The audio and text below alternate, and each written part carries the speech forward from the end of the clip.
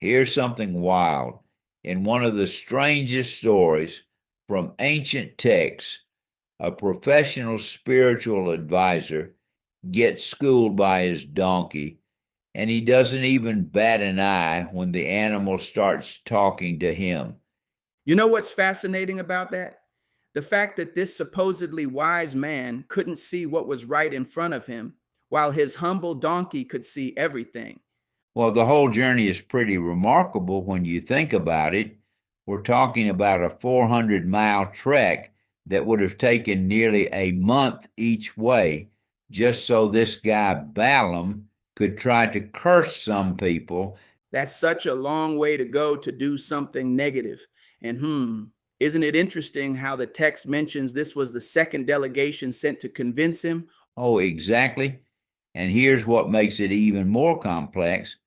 The Moabites and Israelites were actually distant relatives through Abraham's nephew Lot. So this whole conflict had a deeper family drama angle to it. You know what gets me about this story? The way it unfolds in these increasingly tight spaces. First, an open field, then between vineyard walls, and finally, this super narrow passage. Right.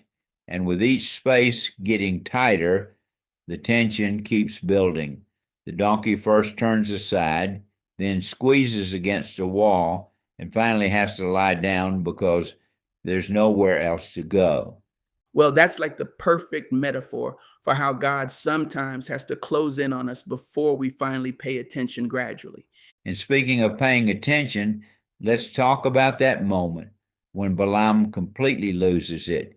He's so angry that he starts beating the donkey with his diviner's staff, literally using his spiritual authority as a weapon.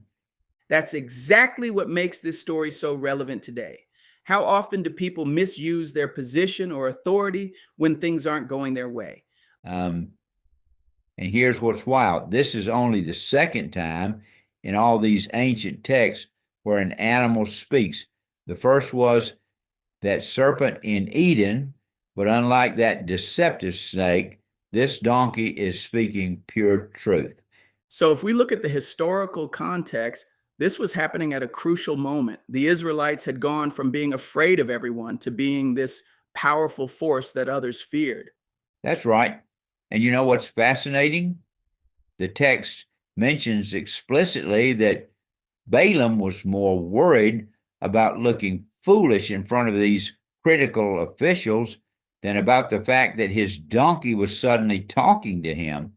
Like, how caught up in your reputation do you have to be not even to question when your transportation starts having a conversation with you? Well, Jerry, here's another layer to consider. When the angel finally appears, it turns out the donkey wasn't just being difficult, she was saving Balaam's life three separate times.